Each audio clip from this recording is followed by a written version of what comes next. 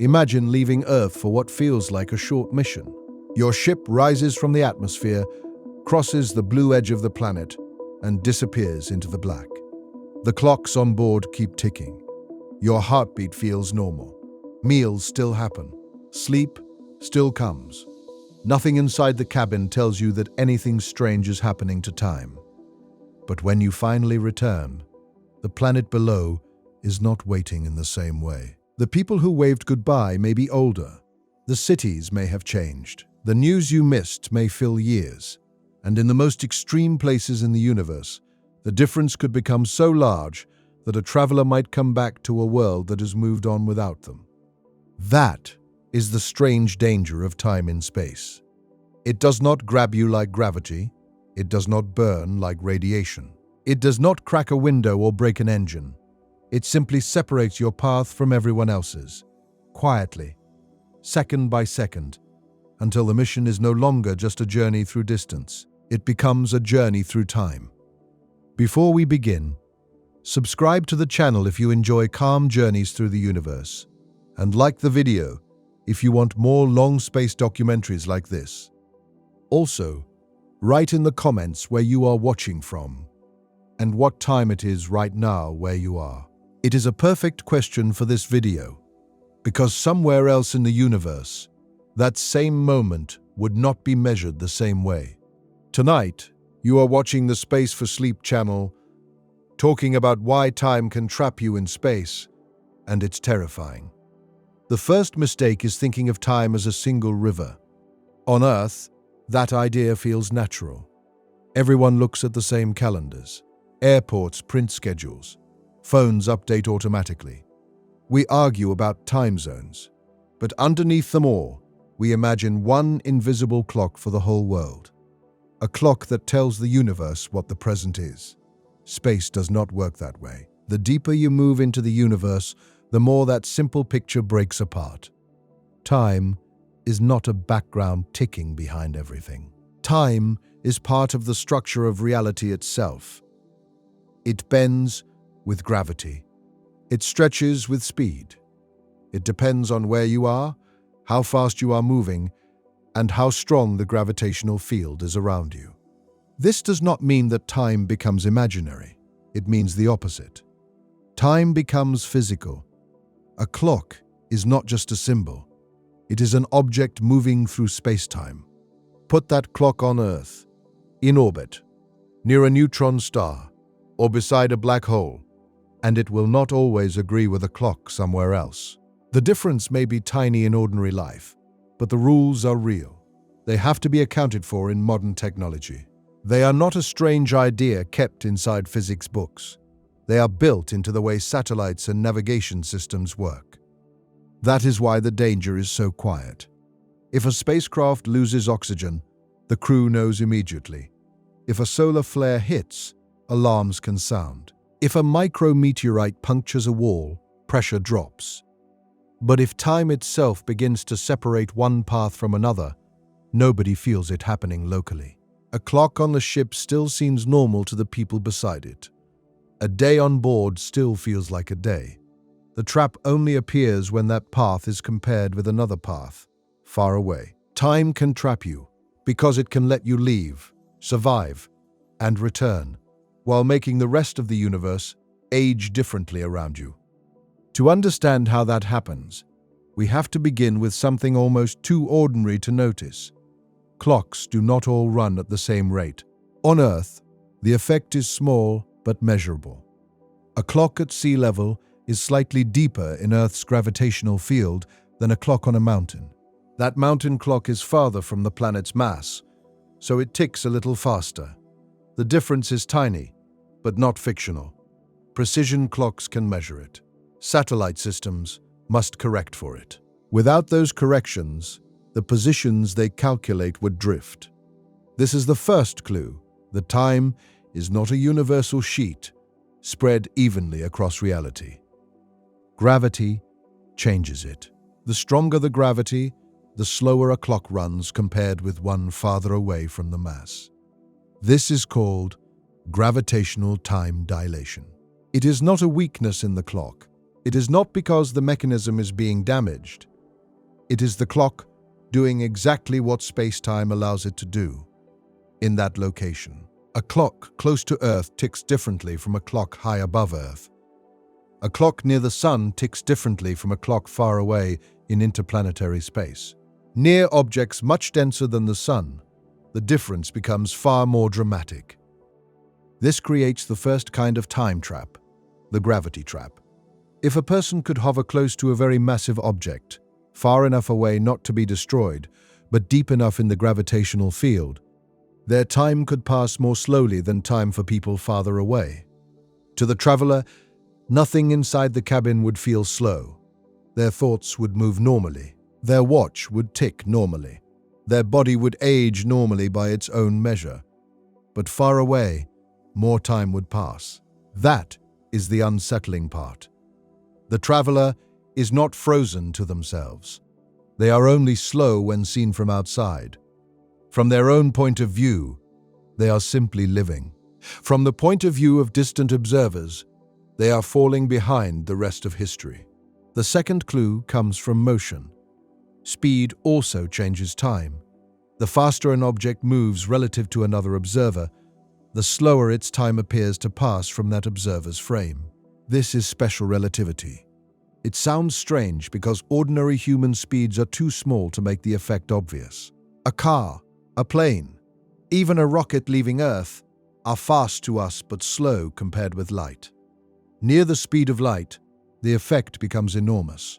A spacecraft traveling at a large fraction of light speed could cross huge distances while less time passes for the crew than for people back home. This is sometimes described as a solution to interstellar travel, because it means a crew might experience a shorter journey than Earth measures. But that same effect is also the trap.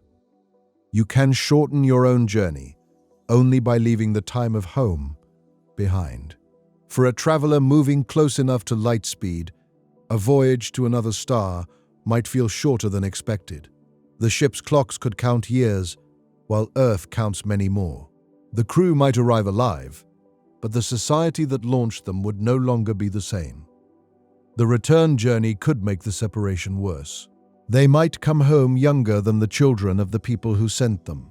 The ship would not be trapped in space by walls. It would be trapped by a mismatch between its time and everyone else's.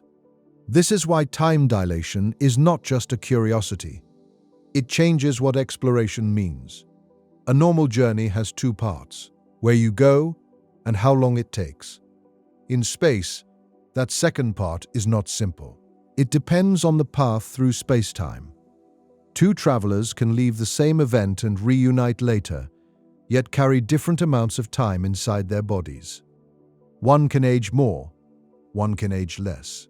Both can be correct. This is deeply uncomfortable because human life is built around shared time. Families age together, civilizations remember together. A mission clock is not only a scientific tool, it is an emotional line connecting people across distance. When time dilation becomes large, that line stretches. The astronaut does not merely go far away, they become displaced from the rhythm of everyone else. This is the first real terror of time in space. It can turn survival into separation. Now, imagine the simplest version of this problem. Not near a black hole, not close to light speed, but around Earth. An astronaut lives aboard a station in low Earth orbit. They are moving very fast, circling the planet again and again. Because of their speed, their clock tends to run slightly slower compared with clocks on the ground. But because they are also higher above Earth's surface, gravity is slightly weaker there, and that tends to make their clock run a little faster. The two effects compete. The final difference is small. It does not turn an astronaut into a time traveler in the dramatic sense. They do not return to a futuristic Earth after a few months. But the fact that the effect exists at all is important. Even near our own planet, even in a place we have already reached many times, time is not perfectly shared.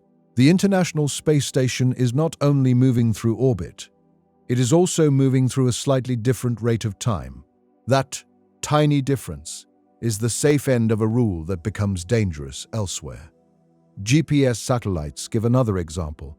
They orbit Earth with precise atomic clocks, and those clocks are affected by both speed and gravity. Engineers have to account for relativity, so the system can keep accurate positions on the ground. This means that every time a phone uses satellite navigation, the device is quietly depending on a universe where time is flexible. The terrifying part is not that your phone needs correction. The terrifying part is that the same physics, scaled up around stronger gravity or greater speed, can separate human lives from the rest of history. Earth teaches the rules softly. Deep space can teach it brutally. To see why, move away from Earth and picture a ship falling toward the sun. The sun is not a black hole. It is not dense enough to create extreme time dilation near its visible surface. Still, it is the largest mass in the solar system, and its gravity shapes nearly everything around us. Every planet, asteroid, comet, and spacecraft is moving through the sun's gravitational field. The closer a clock moves to that mass, the more its time shifts relative to a clock far away. For most missions, the difference remains tiny, but it shows the pattern. Space is full of gravitational wells. Earth is a small one. The sun is a deeper one. Jupiter adds another. Compact stars create far stronger wells. Black holes take the idea to its edge. A traveler does not need a magic portal to find strange time. They only need to follow gravity. This matters for future exploration because a spacecraft is never simply moving through empty blackness. It is moving through a landscape of time rates. Every planet, moon, star, and dense object changes the geometry around it. We usually draw space maps as distances, with orbits and arrows and labels. But a deeper map would also show clocks. Some regions would run almost like ours. Some would drift slightly. Some would bend time so strongly that the outside universe could age away while a traveler remains close. That is the map no explorer can ignore. The first truly dangerous time regions are not around planets like Earth. They appear around objects where gravity has become concentrated. White dwarfs are one example. A white dwarf is the remnant core of a star like the Sun, compressed into a sphere roughly the size of Earth. Its mass can be similar to the Sun's, but squeezed into a much smaller volume. Gravity near its surface is far stronger than on Earth. Time dilation there would still not resemble the extreme edge of a black hole, but it would be much larger than anything experienced on a normal planet. A colony near such a star would need to care about more than radiation, heat, and orbital stability. Its clocks would sit in a different gravitational environment from clocks farther away. Communication timing, navigation, aging comparisons, and long-term planning would all need relativistic corrections. A neutron star is far worse. A neutron star is what can remain after a massive star explodes. It compresses more mass than the Sun into a city-sized sphere. Its gravity is so intense that the surface is not a place for ordinary matter, ordinary machines, or ordinary life. A spoonful of neutron star material is often described as unimaginably dense, but even that phrase barely helps. The important part for time is this: near a neutron star, space-time is severely curved. A clock close to it would run much slower relative to a distant clock. But the danger is not only the time difference. Neutron stars also spin rapidly, produce strong magnetic fields, and can emit deadly radiation. Many are pulsars, sweeping beams through space like cosmic lighthouses. A spacecraft trying to study one closely would face tidal forces, radiation hazards, navigation risks, and enormous gravitational acceleration. Time dilation would not be the only trap. It would be one layer of a hostile environment. That is what makes space dangerous in a subtle way. The universe rarely offers one problem at a time. Near compact objects, the clock problem arrives with radiation, heat, particle storms, orbital instability, and the possibility of falling too deep to escape. This is where the idea of being trapped by time begins to merge with being trapped by gravity. A spacecraft near a massive object needs energy to leave. If it descends too deep, escaping requires more and more speed. At the same time, its clock becomes increasingly separated from clocks far away. The crew may still feel their minutes normally, but mission control sees signals arrive later, redder, weaker, and more delayed. The spacecraft is not only farther down a gravitational well, it is farther down a temporal well. The deeper it goes, the more the outside universe pulls ahead. That phrase sounds poetic, but the physics is practical. A clock in stronger gravity literally measures less elapsed time between events than a clock far away. Light climbing out of that gravity loses energy, shifting toward redder wavelengths. Signals from a deep gravitational well can become delayed and altered. Navigation becomes harder. Emergency decisions become distorted by communication lag and relativistic effects.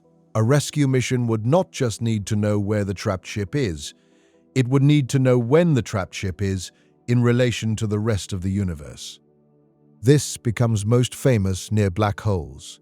A black hole is not dangerous because it is a cosmic vacuum cleaner. It does not suck in everything across infinite distances. From far away, gravity around a black hole behaves like gravity around any object with the same mass. The danger comes from getting close.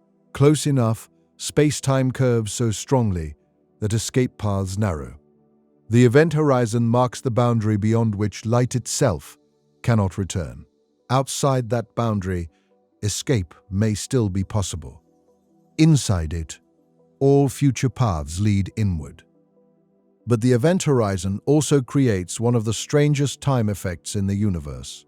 To a distant observer, an object falling toward the horizon appears to slow down. Its light becomes stretched and reddened. The image fades. The falling object seems to approach the horizon more and more slowly, never quite crossing it from that outside point of view. To the falling person, the experience is different. They cross the horizon in finite time, at least if the black hole is large enough that tidal forces do not destroy them first. They do not see themselves freeze. Their clock continues. Their body continues. The outside universe, however, can behave strangely in the way light reaches them. Two perspectives, both part of the same reality, disagree about what the crossing looks like. That is where time becomes terrifying. The black hole does not simply trap matter, it traps causal futures. Once inside the event horizon, the problem is not that the ship lacks a powerful enough engine in the ordinary sense.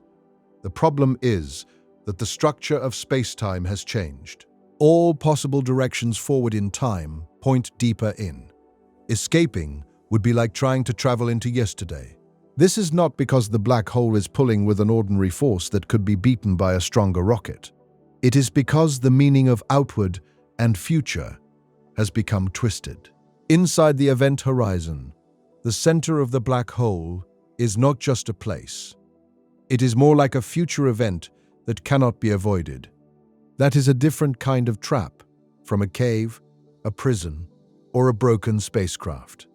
It is a trap made from time itself. Part of the fear comes from how normal the beginning of the fall might seem, especially near a supermassive black hole. Small black holes can produce intense tidal forces near their horizons. The difference in gravity between one side of an object and the other can stretch matter violently. But very massive black holes have larger horizons, and the tidal forces at the horizon can be weaker. In theory, a traveler crossing the horizon of a supermassive black hole might not notice an instant boundary at the crossing point. There may be no glowing wall, no alarm from the universe, no visible line where the laws suddenly announce themselves. And yet, after that crossing, the future has closed. That is one reason black holes are more disturbing than ordinary disasters. Many dangers are obvious. Fire glows, ice freezes, storms roar. A cliff has an edge you can see. The event horizon can be a mathematical boundary with no solid surface. A traveler can pass a point of no return without a hand touching a wall. Only the global structure of space-time has changed. If the crew understands where they are, they may know the moment they become lost. If they do not, they might only know that something is wrong when no possible maneuver leads outward anymore. This is the ultimate version of time trapping you in space. Not because your clock runs slow, because your future has only one direction left. But there is another time trap that does not require falling into a black hole. It is the one created by speed. Imagine a spacecraft built to travel between stars. It cannot exceed the speed of light, but it can approach a significant fraction of it. The engines are powerful. The shielding is advanced. The crew is small, trained, and protected inside a rotating habitat. From Earth, the journey to a nearby star may take decades or centuries. From the crew's perspective, if the ship moves fast enough, the experience time can be shorter. This sounds like a gift. It means the crew may survive a trip that would otherwise take too long.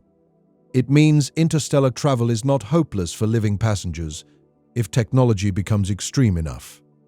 But the gift has a cost. The faster they travel, the more their time separates from Earth's. A crew could leave Earth, cross interstellar distance, arrive at another star system, and still be biologically young enough to work. But back home, more time has passed. Their friends may be old, their children may be older than they are, their nation may have changed, their language may have shifted, their mission objectives may have been rewritten by people they never met. The crew escapes distance by sacrificing shared history. That is not science fiction drama added onto physics. It is the human meaning of time dilation. A voyage at relativistic speed is not only a transportation problem, it is a social severance. The ship becomes a moving island of time. Every second on board belongs to a slightly different relationship with the outside universe. The closer the ship moves toward light speed, the more severe the divide becomes. This is why the phrase return mission becomes strange at high speed. Returning to Earth does not mean returning to the Earth you left. It means arriving at the coordinates of a planet that has continued aging while you followed a different path through space-time. The land may be familiar, the ocean may still be blue, the moon may still rise, but the civilization may no longer match the departure. In that sense, time can trap you. Even if the ship works perfectly, you are trapped not because you cannot come back. You are trapped because coming back no longer means what it used to mean. The classic thought experiment for this is often called the twin paradox. One twin stays on Earth while the other travels at high speed through space and returns. The traveling twin can be younger than the twin who stayed behind. The effect seems paradoxical only if time is assumed to be universal. Relativity removes that assumption. The two twins followed different paths through space-time, and those paths contain different amounts of proper time. The word proper time matters. Proper time is the time measured along a specific path by a clock that travels that path. It is the time the traveler actually experiences. In relativity, different paths between events can contain different amounts of proper time, just as different routes between cities can have different distances. A straight line is not always available through space-time when acceleration and gravity are involved. So a spacecraft is not simply choosing where to go. It is choosing how much time its crew will live through between departure and arrival. This makes mission planning deeply strange. Engineers can calculate fuel, mass, thrust, radiation shielding, spare parts, and communication delay. But for relativistic missions, they also have to calculate the difference between ship time and outside time. A destination may be reachable within one human lifetime on board, while centuries pass elsewhere. That kind of mission would force an uncomfortable question. Who is the mission for? For the crew, it may be an exploration. For Earth, it may become a message to the future. The people who launched the ship may never hear its report. The scientists who designed its instruments may be gone before the data returns. The governments that funded the mission may no longer exist. The language in which the first command was written may become historical. The ship could complete its mission perfectly and still arrive too late for the world. That asks the question. This is another way time traps you. It can make success arrive after the audience is gone. Now, add communication delay. Even without time dilation, space already separates events by the speed of light. A signal from Mars can take minutes to reach Earth, depending on the positions of the planets. A signal from the outer solar system takes hours. A signal from another star takes years. No radio message can cross the universe instantly. Time dilation does not replace this delay. It adds another layer. A crew moving at high speed may experience days or months differently from observers back home, while signals still crawl across distance at light speed. Conversations become impossible. Commands become outdated. Updates arrive from a world that has aged along a different path. The ship's clock and Earth's clock no longer provide a simple shared schedule. The crew becomes isolated not only by distance, but by time geometry. This can turn emergencies into tragedies. Suppose a relativistic spacecraft discovers a flaw in its engine. It sends a message home. Even if Earth receives it, analyzes it, and replies immediately, the answer may arrive long after the ship has passed the point where the advice matters. If the ship is moving near light speed, the relationship between its local timeline and Earth's timeline becomes even more difficult. The crew may have hours to act while the outside universe can only watch the outcome later. In ordinary spaceflight, delayed communication already forces autonomy. On Mars, crews may have to solve problems without real-time help. In interstellar flight, that autonomy becomes nearly total. With relativistic effects, the ship becomes a pocket of history that can no longer be managed from home. Time does not only slow, it disconnects. The idea of a shared now also begins to fail. On Earth, it feels reasonable to say that something is happening right now in another city. Across cosmic distances and high relative speeds, the concept becomes frame-dependent. Observers moving differently can disagree about the order of events that are too far apart to influence each other. This is not a practical problem when planning dinner. It becomes a deep problem when trying to coordinate across interstellar distances. There is no universal presence slicing the entire cosmos in a single agreed way. For a civilization spread across stars, this would change everything. Laws, messages, historical records, mission updates, and personal relationships would all have to accept that time is local. A colony around another star would not share a simple present with Earth. A ship traveling between them would follow its own clock. A distant civilization moving through a different gravitational environment would measure its own proper time. The universe does not run on one clock. This is more than philosophy. It affects how an advanced civilization might think about identity. If one colony ages faster than another, do they remain part of the same society? If a fast ship returns with a crew from an earlier era, are they citizens of the present or living artifacts from the past? If a message arrives from people who died generations ago, is it news or archaeology? Space turns distance into time. Relativity turns time into geography. And somewhere inside that combination, a traveler can become lost. To feel the scale of the problem, imagine a ship leaving Earth for a nearby star. At first, the launch is emotional but understandable. The crew says goodbye. Cameras follow the rocket. The spacecraft accelerates beyond the moon. Earth becomes a bright point. The sun begins to look less like a disk and more like a star. Weeks pass, then months. On board, the crew learns the rhythm of travel. If the ship is slow, The danger is age. The voyage takes longer than a human life, unless the destination is extremely close, or the crew is replaced by descendants or machines. If the ship is fast, the danger changes.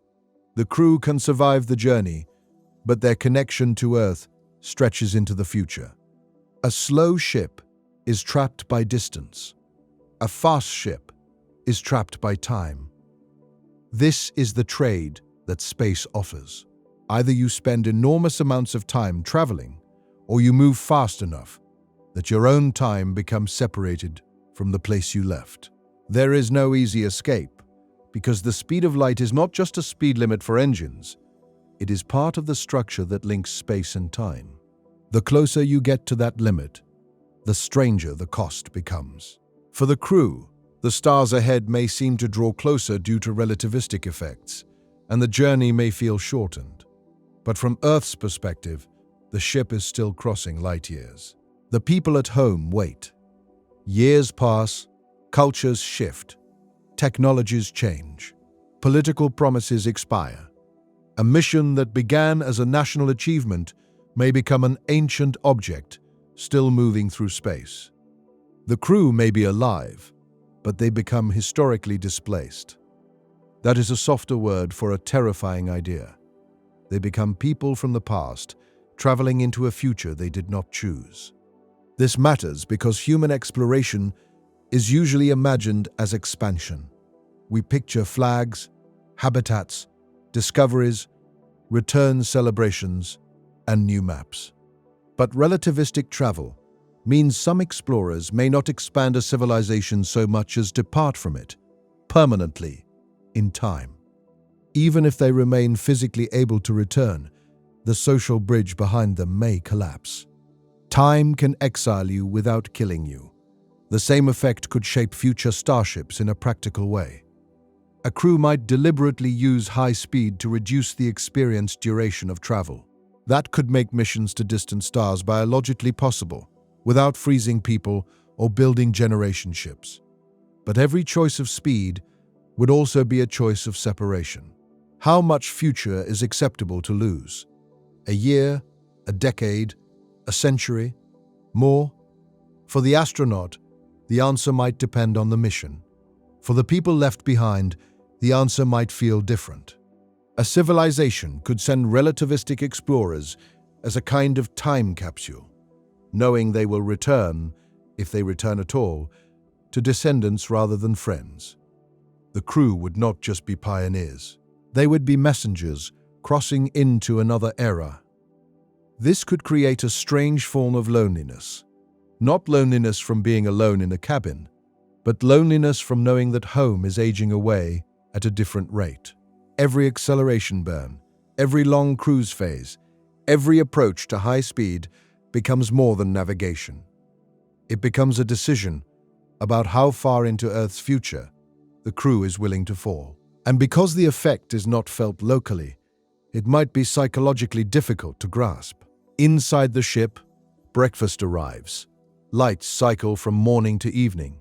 Plants grow in trays. Crew members exercise, repair equipment, study data, and sleep. The body is not aware that Earth is moving differently through time. A person's sense of life remains ordinary.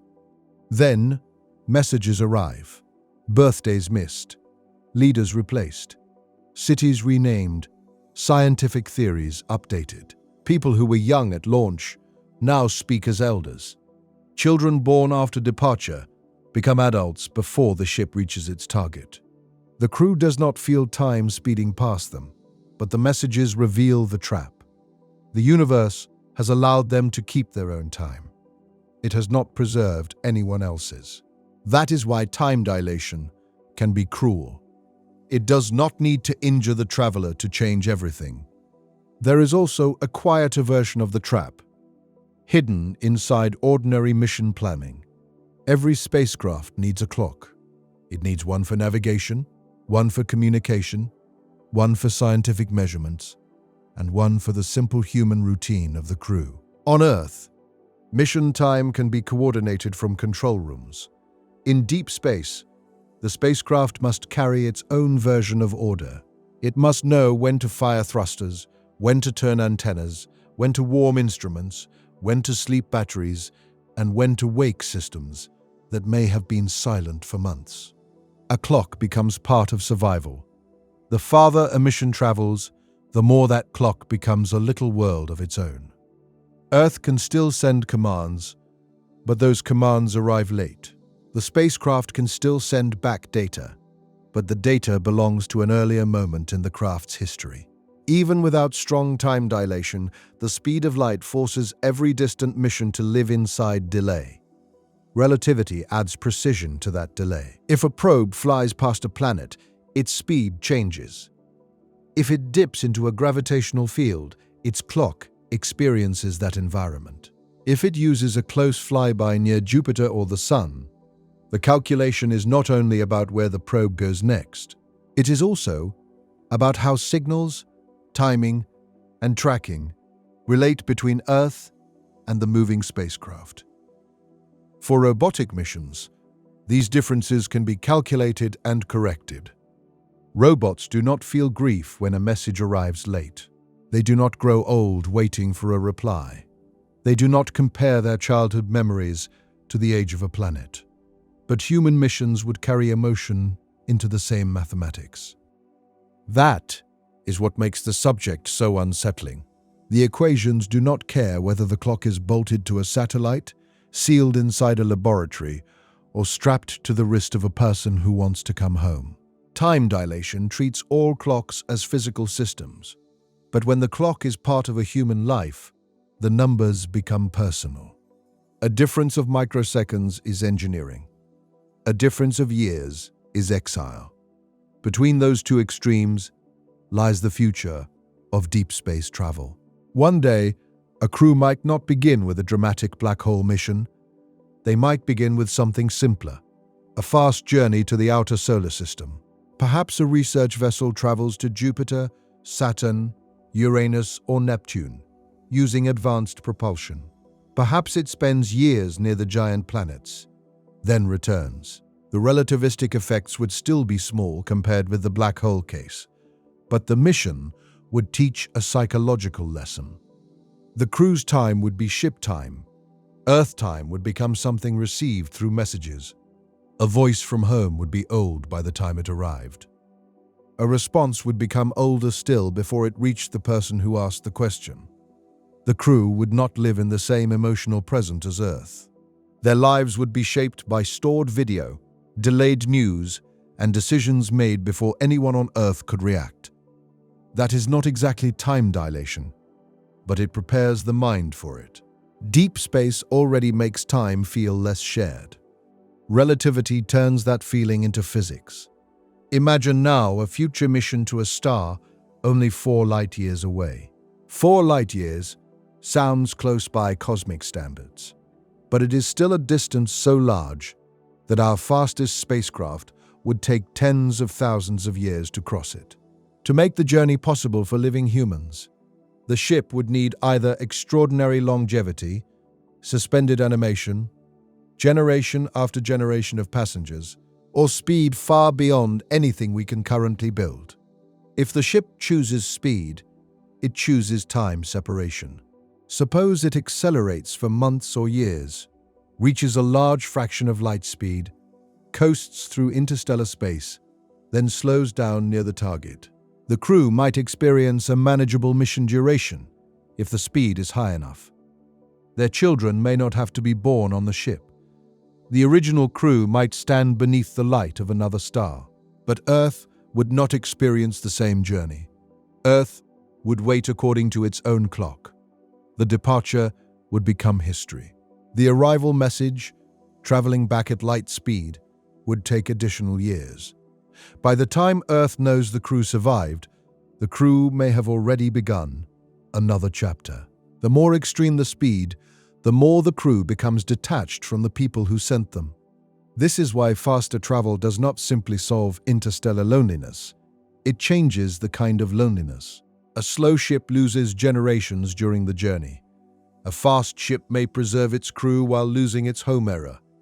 Both are forms of separation. One spends human time inside the ship.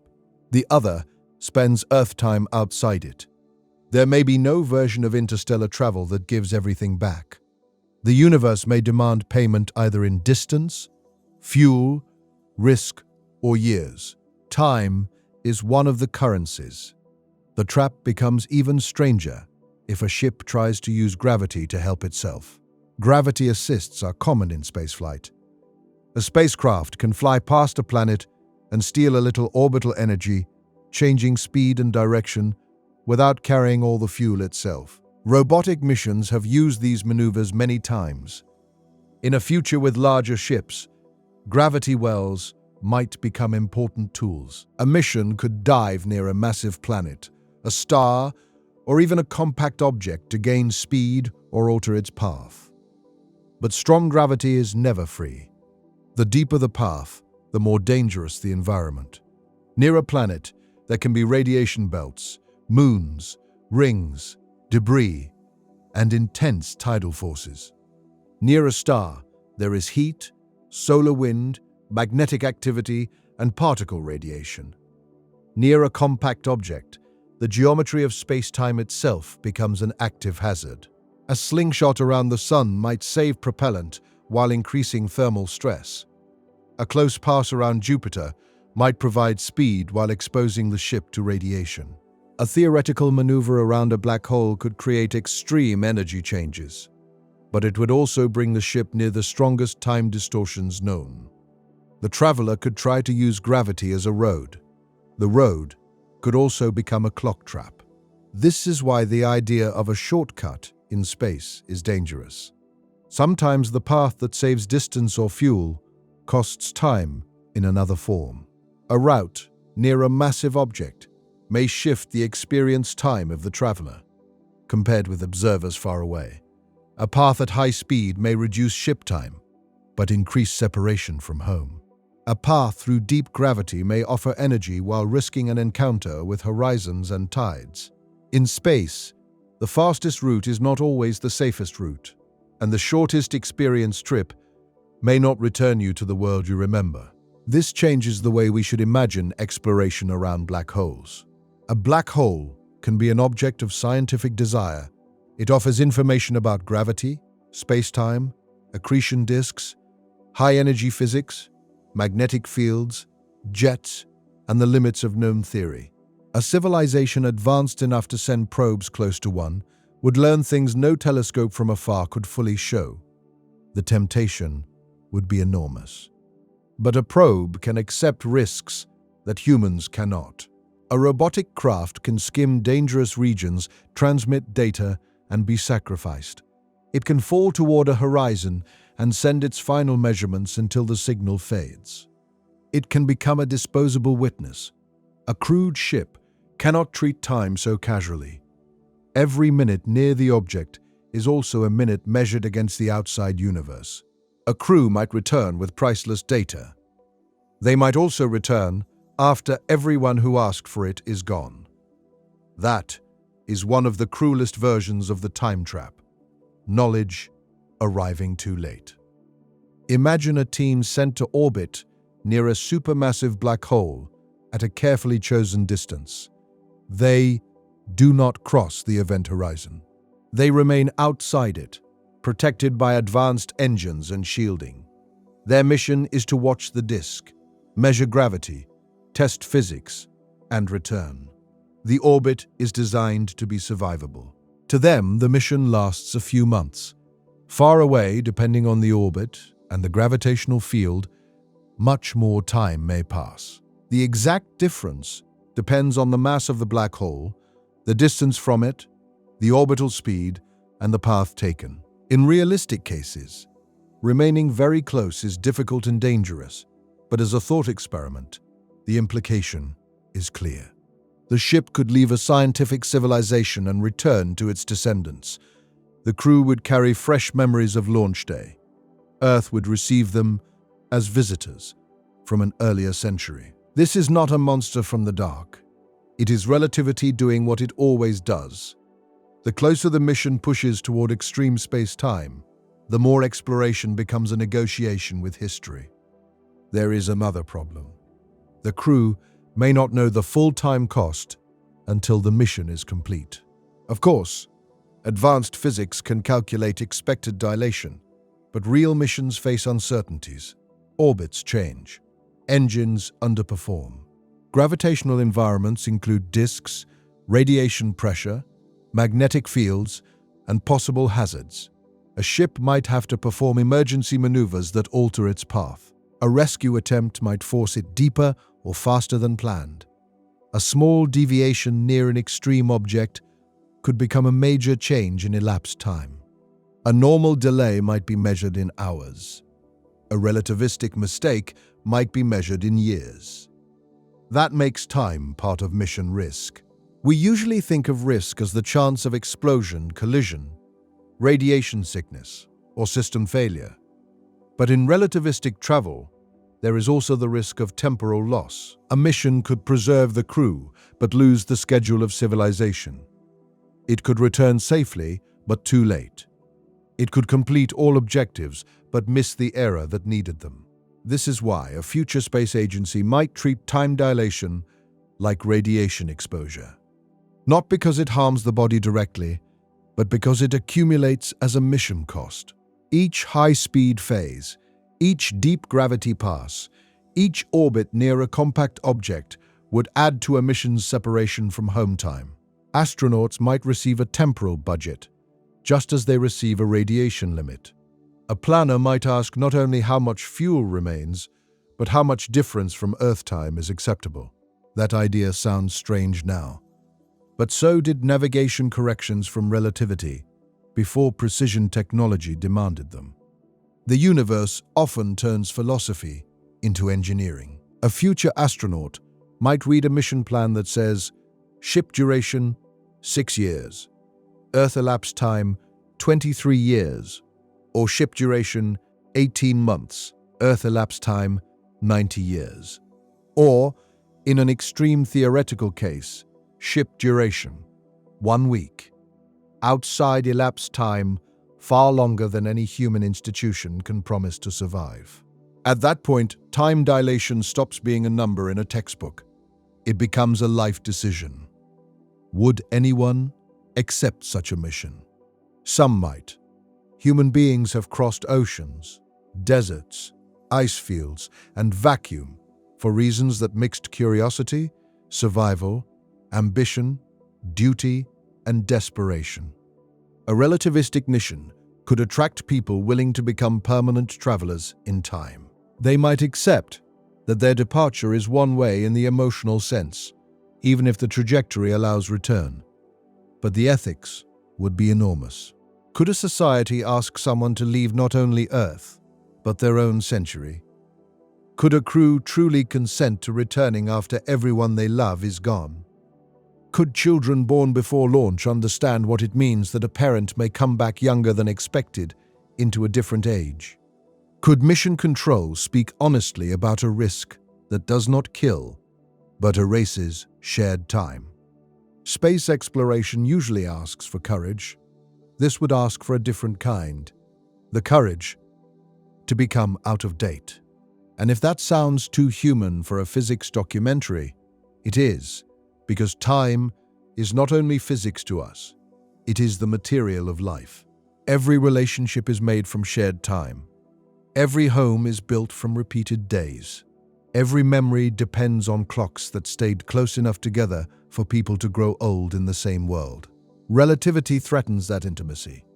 It says that the universe does not guarantee shared aging. Two people can begin together and end apart, not by choice, not by betrayal, not by death, but by following different paths through space-time.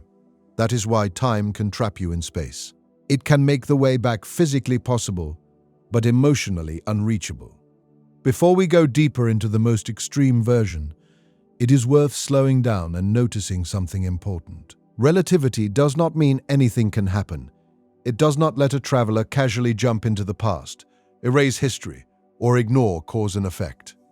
Time dilation has rules. Clocks differ in precise, measurable ways. Light speed remains the limit for information traveling through space. Cause still comes before effect, locally. The terror is not chaos. The terror is order. The universe follows rules so strict that even time must obey them. If your path through space-time contains less proper time than someone else's, no emotion changes that. If your ship returns after Earth has aged by decades, no wish brings those decades back. If you cross an event horizon, no engine can restore the outward future you lost. The trap is frightening because it is lawful. It is not a glitch in reality. It is reality working exactly as it should.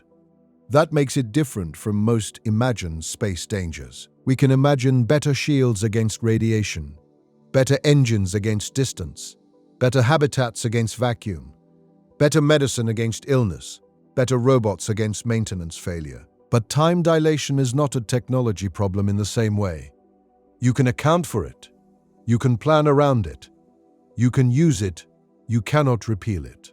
A civilization can become powerful enough to cross interstellar distances and still remain subject to time.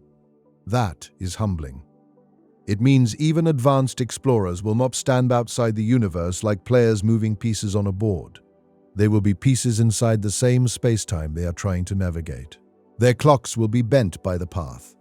Their bodies will age according to the journey. Their return will be judged by a world that did not pause for them. This is where the story becomes larger than astronauts. Entire civilizations can be trapped by time. Suppose humanity spreads to several star systems.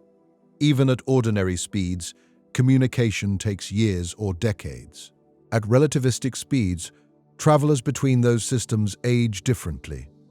Colonies near different stars, planets, or compact objects may experience slight gravitational differences. Over short periods, those differences may be small. Over long periods, and especially with high-speed travel, they become part of civilization's structure. There would be no single human calendar that feels natural everywhere. Earth time might become a historical standard, like an old language used for records. Ship time might matter inside vessels. Colony time might follow local days, local orbits, and local gravitational environments.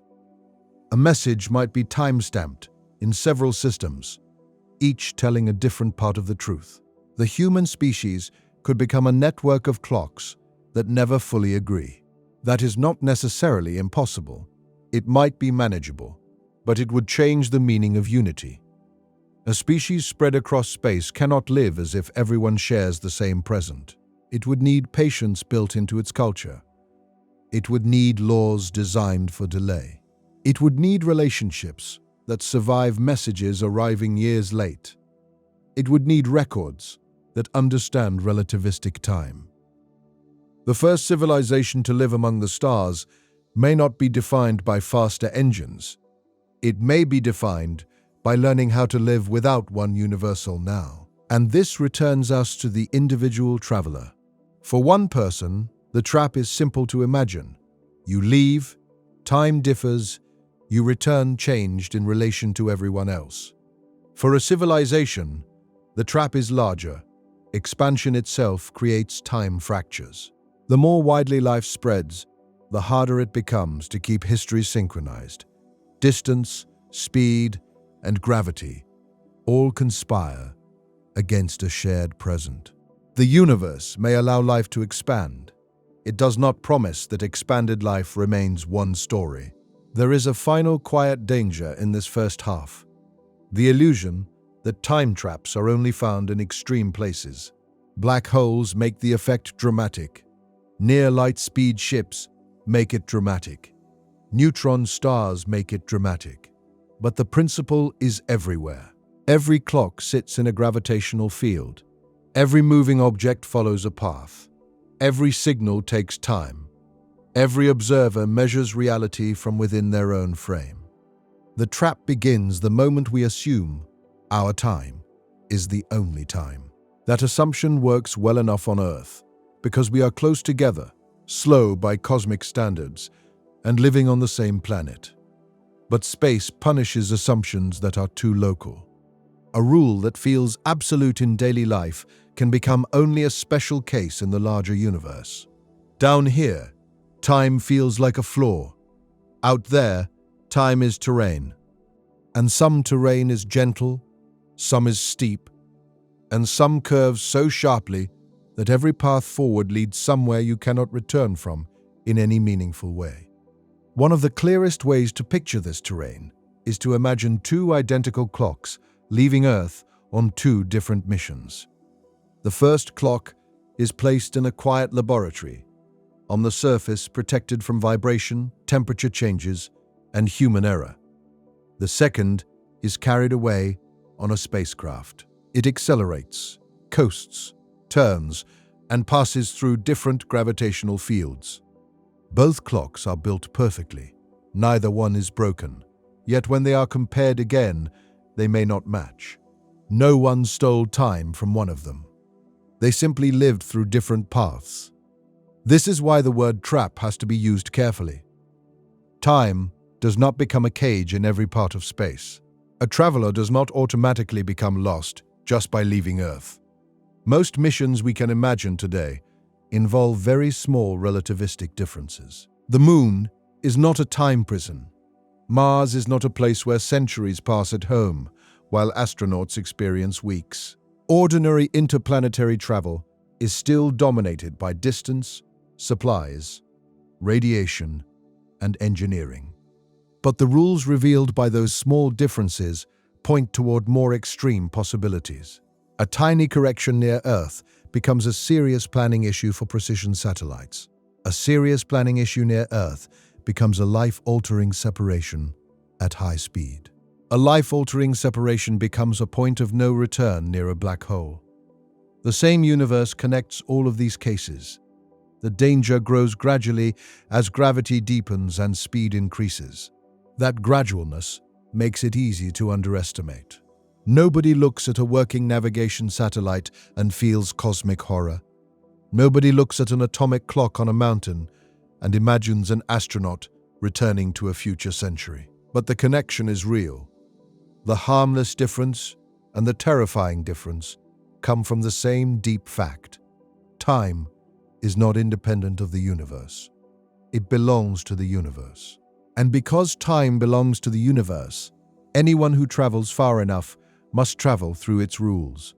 For a future crew, this may change how training works. They will not only study engines, habitats, medicine, geology, and emergency procedures. They may need to study how to think about time without panic. They may be taught that Earth will not remain emotionally frozen while they are away.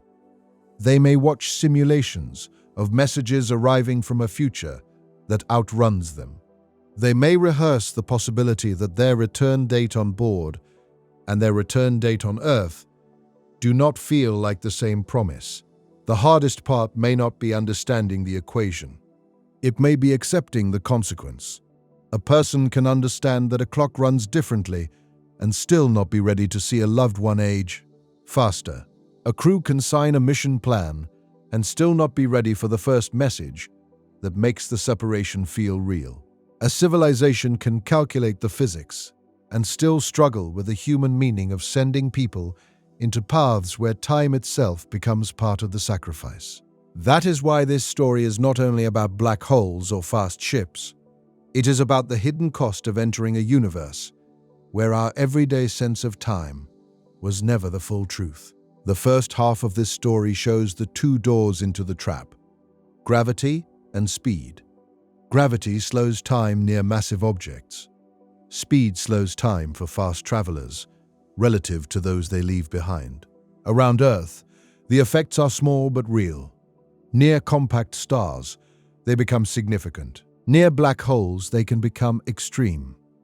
Across interstellar distances, they can turn travel into a journey not only through space, but through the future. And yet, the most frightening versions are still ahead, because the question is not only whether time can make you younger than the world you return to. The deeper question is whether there are places in space where time becomes so distorted that the word return begins to lose its meaning completely. That is where black holes, event horizons, near light speed travel, and the future of deep space exploration come together. The trap is not waiting at the edge of the universe. It begins anywhere. Space-time stops behaving like the quiet clock we pretend it is. From there, the story moves inward, toward the places where return stops being a simple direction. A black hole is often imagined as a hole in space, as if it were a dark pit waiting on a flat surface. But that picture is too gentle. A black hole is not a pit cut into space. It is a region where space-time has been bent so severely that every future path points inward once you cross the boundary. The event horizon is not a metal wall, not a glowing shell, not a surface you could touch with a glove.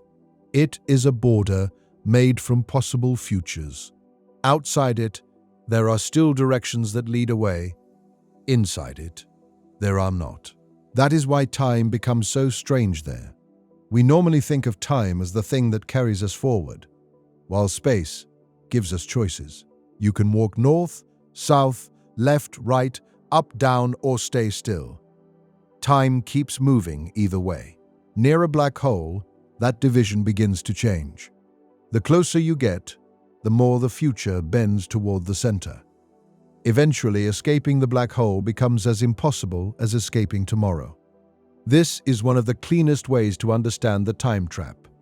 The black hole does not need to chase you. It changes what your future can be.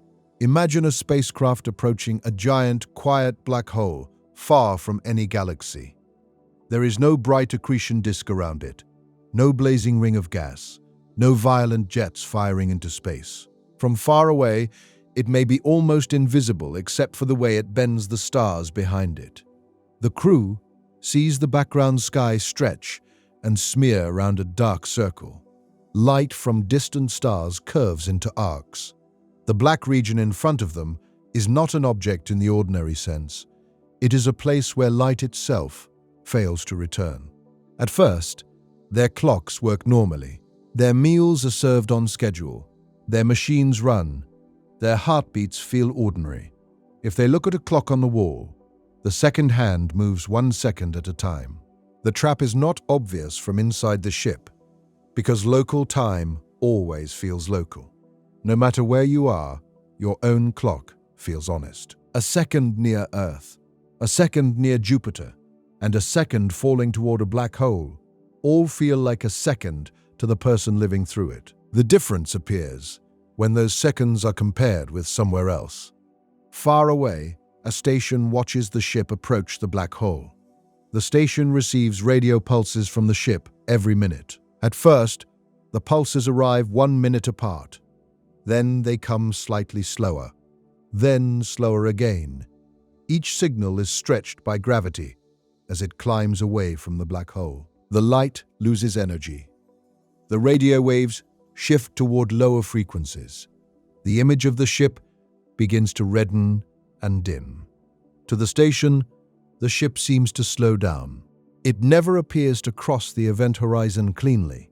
Instead, it fades. It freezes near the edge, becoming dimmer and dimmer until the signal is lost. This is one of the strangest parts of black hole time. From the outside, the falling ship seems trapped at the horizon. From the ship's own point of view, if the black hole is large enough and the tidal forces are not immediately lethal, the crossing can happen in finite time. The crew does not see a giant sign that says they have entered a place of no return. They may not feel the exact moment at all. Two stories are true at once.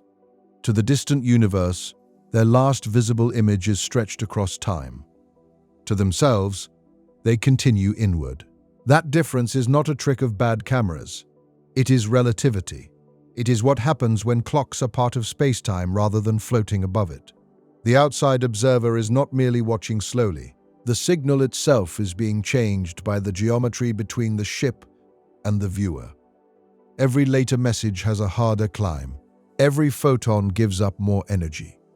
Every update from the ship arrives more delayed, more red, and more faint. For a mission planner, this creates a hard boundary. You cannot treat a black hole horizon like a place where a rescue ship can follow a few hours later. Once a crew crosses it, every outward rescue path has already been removed. The word after still exists for the crew. They have an after. They will still experience moments. They may still talk, think, panic, calculate, or look through a window. But none of those later moments can send information back to the outside universe. That is a deeper trap than distance. Distance delays messages. A horizon ends them. And the frightening part is that the horizon does not need to be made of anything solid. It is not a cage built from metal bars. It is a cage made from causal structure.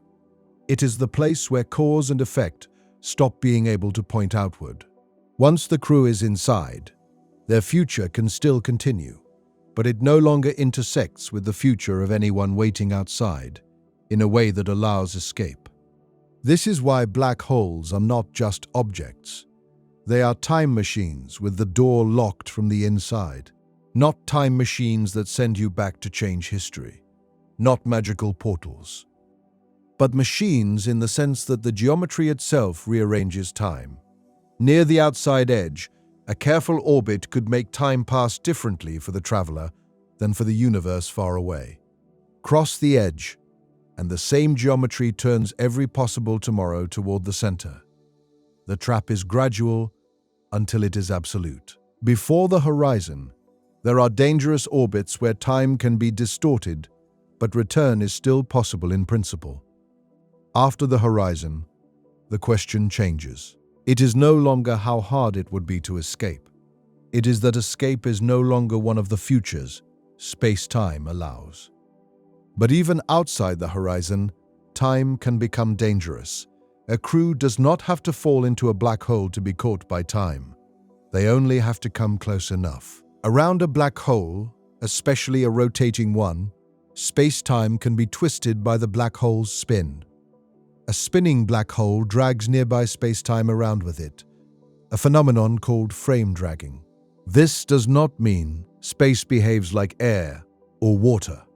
It means the coordinates of motion near the black hole are no longer as simple as they are far away. Orbits are shaped by both gravity and rotation. Light can be bent into looping paths. Matter can swirl in disks at enormous speeds. Time measured near the black hole can diverge strongly from time measured far away. This is where the famous idea becomes tempting. Could you orbit a black hole and return to the future?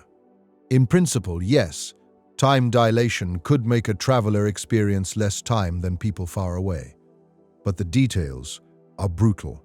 The closer the orbit, the stronger the effect, and the more dangerous the environment. A black hole with a bright accretion disk is surrounded by hot gas, magnetic fields, radiation, and particles moving at extreme speeds. The disk is not a safe glowing highway. It is matter being heated as it loses energy and spirals inward. Near stellar mass black holes, tidal forces can be lethal outside or near the horizon. Near supermassive black holes, the horizon itself can be crossed more gently, but the surrounding environment may still be violent if the black hole is feeding. A useful time trap would require a strange combination. The black hole would need to be massive enough that tidal forces near the region of interest are not instantly fatal. It would need to be quiet enough that radiation does not cook the ship. The orbit would need to be stable or managed by powerful engines. The crew would need shielding, navigation, power, and a way to leave. Even then, the mission would not be a shortcut to another place. It would be a shortcut to another time. And that is a terrifying trade. A traveler could spend hours or days near an extreme gravitational field and return to find that years, decades, or longer have passed far away. The ship would not feel like it had been frozen.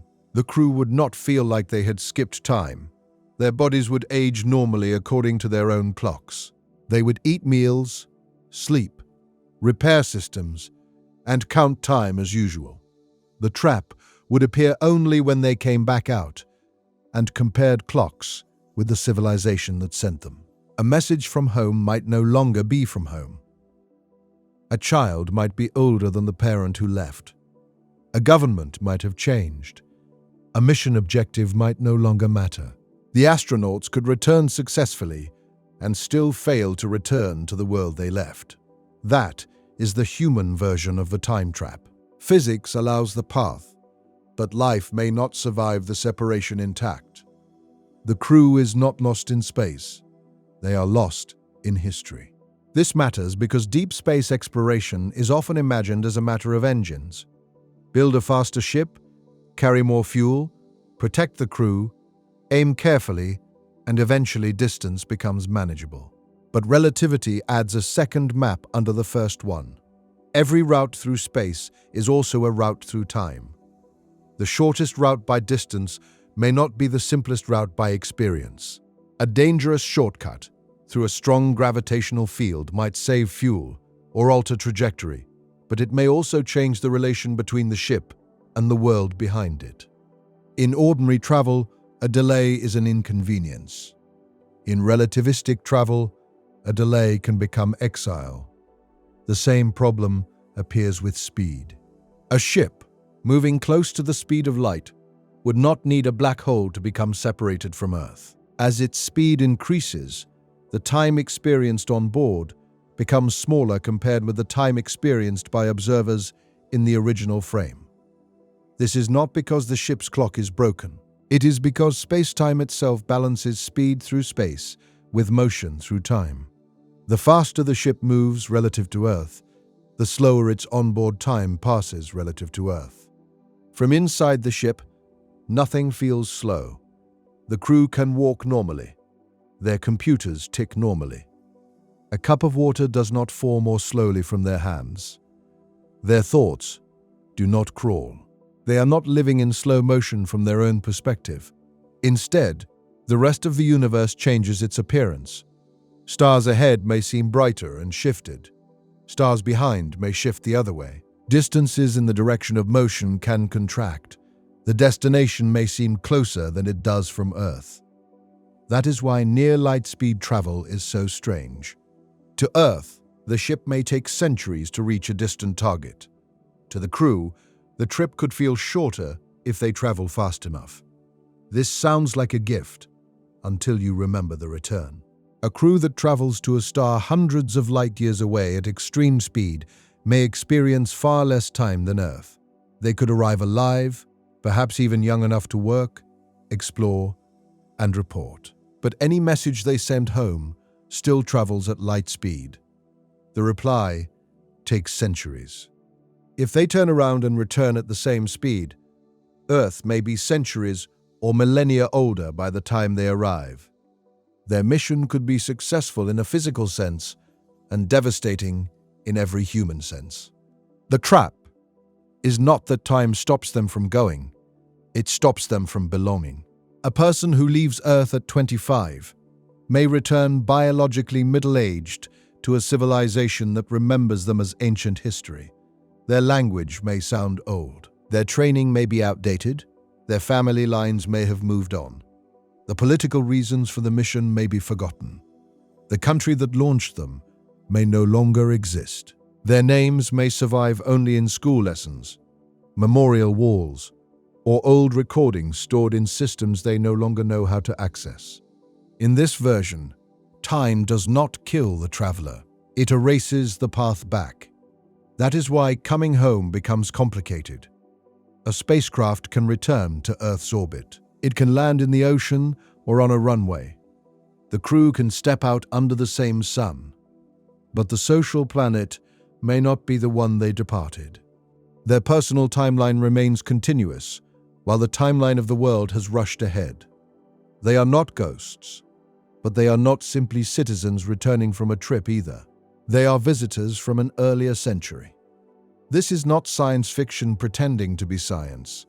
It is the logical consequence of time dilation, stretched across interstellar distances. Small versions already have to be accounted for near Earth. Clocks in satellites and clocks on the ground do not all tick identically because of motion and gravity. The corrections are tiny for daily life, but essential for precision systems. If tiny effects matter around Earth, then extreme effects cannot be ignored around black holes, neutron stars, and near light-speed ships. The universe does not wait until an effect is dramatic before it becomes real. It is already real, only small. Deep space makes it large. A second trap comes from communication. Even without strong time dilation, space separates people by signal delay. A message to Mars can take minutes.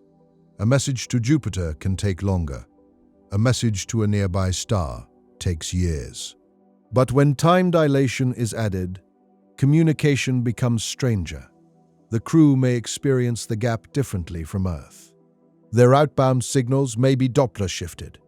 Their schedule may not match Earth calendars. The people receiving their messages may be older than expected. The crew may send updates every week by their clocks, while Earth receives them with gaps shaped by motion, distance, and relativity. A conversation becomes archaeology. Earth does not speak to the crew in real time. It studies a moving record of where the crew used to be, and the crew does the same with Earth. Their messages from home are not home itself. They are light from an earlier state of Earth. The farther they travel and the faster they move, the more every received signal becomes a relic. News arrives late. Death notices arrive late.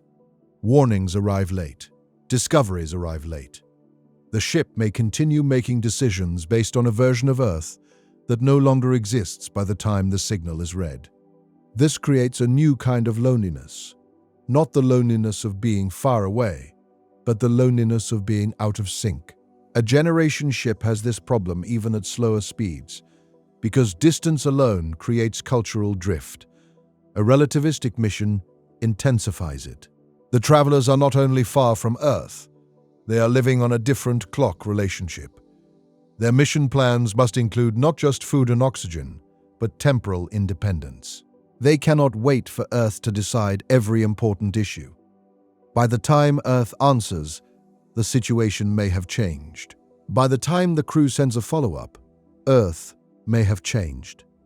The mission becomes a separate branch of human history moving through space-time on its own schedule. This is one reason relativistic travel cannot be treated like faster shipping. It changes civilization. If humans ever build ships that travel close to the speed of light, the first crews may be less like explorers and more like one-way messengers into the future. Even if their route includes a return, the time difference may make the return symbolic. They bring information back, but not to the people who asked the questions. They carry memories home, but not to the world that made them. They prove that humans can cross great distances, while also proving that distance and time cannot be separated. The ship moves through space, the crew moves through history, and history may not move with them. The trap becomes more severe near objects where gravity and speed combine. Consider a compact binary system, two dense objects orbiting one another. Neutron stars, black holes, or a black hole and a neutron star. The gravitational fields are intense. Orbital speeds can be extreme. Space-time is dynamic. Gravitational waves can carry energy away. Matter, if present, can be heated violently. A spacecraft entering such a region would face navigation challenges beyond ordinary orbital mechanics. Clocks would not agree across the region. Signals would be delayed, shifted, and distorted. A small mistake could turn a close pass into a 4. The crew would need maps not just of where things are, but of how time behaves around them. Every navigation system would have to ask, time for whom? A burn lasting 10 minutes on board may correspond to a different interval far away. A signal sent now may be received when now no longer has an intuitive meaning.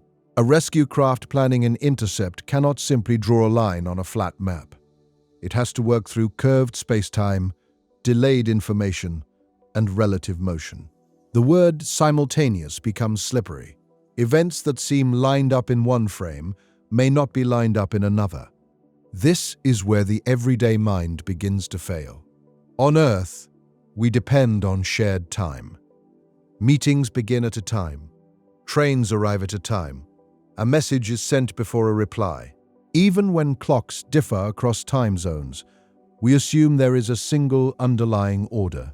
Relativity does not destroy cause and effect, but it does destroy the idea that every distant place shares the same obvious present.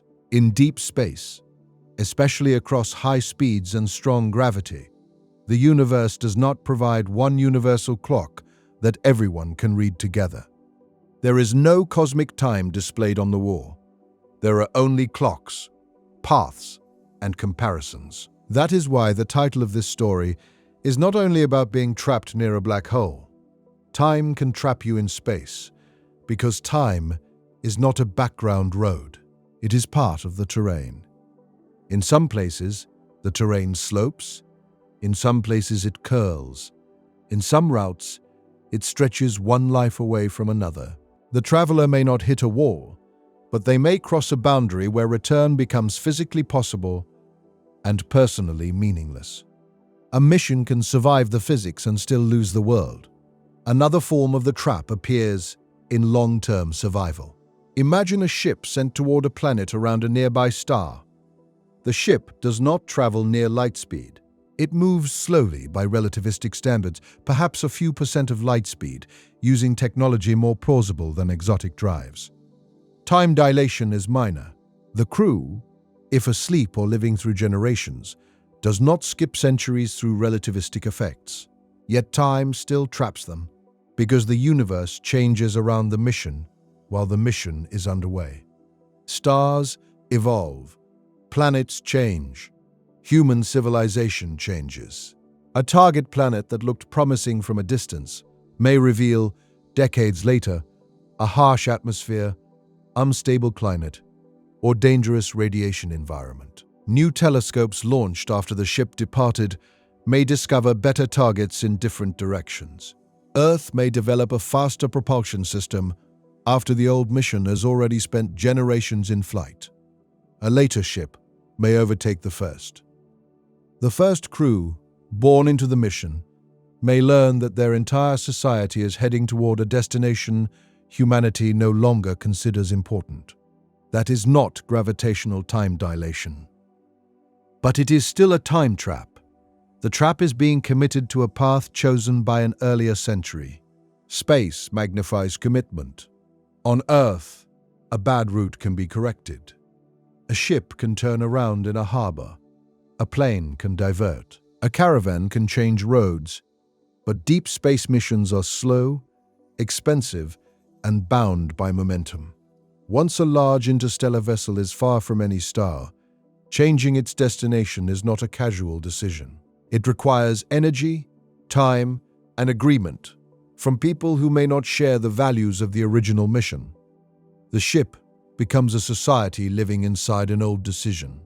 Time does not only separate them from Earth, it separates them from the assumptions that built their world. This is why a starship cannot simply be engineered. It has to be governed across time. It needs institutions that can survive changing generations. It needs education that explains why the journey began without imprisoning children inside the dreams of dead ancestors. It needs rules for modifying the mission. It needs ways to handle new information from Earth. It needs legal and moral structures for people who never chose the launch, but live with its consequences. The trap is no longer a black hole. It is an inheritance. And this kind of time trap may be more likely than the dramatic ones. Humans may never skim the event horizon of a black hole. We may never build ships that reach 99% of light speed.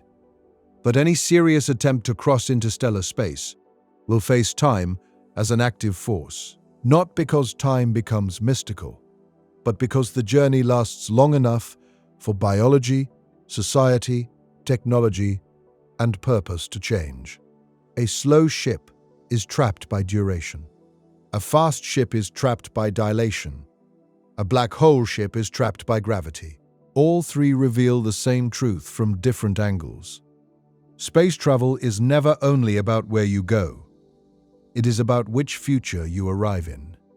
Now consider a traveler near a neutron star. A neutron star is not a black hole, but it is still extreme. It can pack more mass than the Sun into a sphere roughly the size of a city. Its gravity is enormous. Its magnetic fields can be intense. Its surface is not a place for landing in any normal sense. The density is beyond ordinary matter. Some neutron stars spin rapidly, sending beams of radiation into space like cosmic lighthouses. Others may produce sudden bursts. Near such an object, time dilation is not a poetic idea. It is a measurable consequence of gravity. A clock closer to the neutron star runs differently from one farther away. A spacecraft that tries to use a neutron star for scientific study has to respect that difference. Signals climbing away are shifted. Orbits are fast and dangerous. Radiation may destroy electronics or biological tissue. The surface gravity is so intense that the idea of a human standing there is absurd. Even robotic probes would need extraordinary protection and carefully planned paths. Yet neutron stars are useful for understanding the trap because they show that black holes are not the only places where time becomes hostile. The universe contains many gradients of time. Earth is gentle. Deep space is not always gentle. A white dwarf, less extreme than a neutron star but still dense, also changes clock rates near its surface. A massive star does the same. A galaxy cluster, on enormous scales, has gravitational effects that influence light and time. Dark matter halos shape the paths of galaxies and the light moving between them. The entire universe is filled with regions where space-time is not perfectly flat. Most of these effects are weak for human experience, but weak does not mean imaginary. Relativity is not rare. It is everywhere. The rare part is being close enough to notice it without instruments. This helps explain why time in space feels so frightening once understood. We are used to danger being local. A fire burns you if you touch it. A cliff kills you if you fall. A storm threatens you if you stand beneath it. Time danger is quieter. It can appear as a difference between two clocks. It can hide in a route calculation. It can wait in the gap between departure and return. It can make a successful mission feel like an irreversible loss.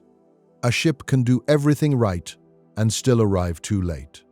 Too late for the people waiting. Too late for the civilization that launched it. Too late for the universe it hoped to study if cosmic expansion carries regions away before signals can return. That last problem connects time traps to the largest scale of all. The expanding universe creates horizons of its own. Some galaxies we can see today are already beyond any reach in the practical sense, because the space between us and them is expanding in a way that prevents any future signal we send now from ever catching them. This is not because those galaxies locally move through space faster than light, in the ordinary sense. It is because the metric of space itself changes across cosmic distances.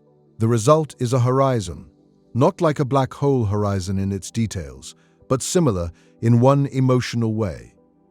There are places whose light can reach us from the past, while our future cannot reach them. We can see them. We cannot join them. This is another time trap. Astronomy becomes a study of worlds we can never touch and perhaps never influence. We observe galaxies as they were billions of years ago.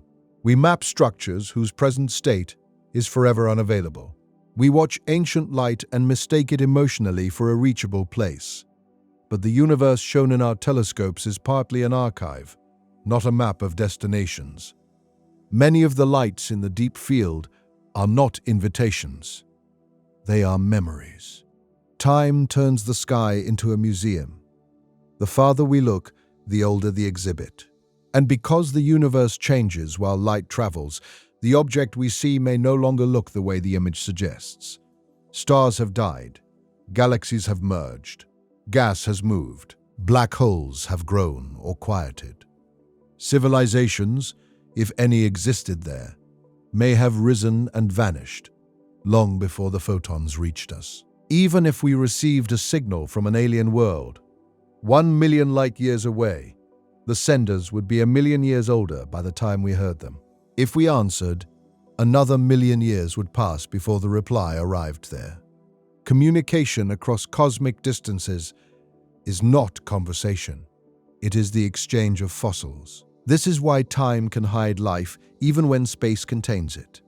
Two civilizations may both exist, but not at the right time for one another. One may broadcast for 10,000 years, then fall silent. Another may listen 10,000 years too late. A message may cross space after its sender is gone. A reply may arrive after the receiver no longer exists. Time is not only the thing that lets events happen, it is the filter that decides whether events can meet. The trap may not be physical imprisonment. It may be missed overlap. That idea is terrifying because it means the universe could be full of stories that never touch. A civilization near one star may look up and wonder why the galaxy is silent. Another, far away, may do the same in a different era.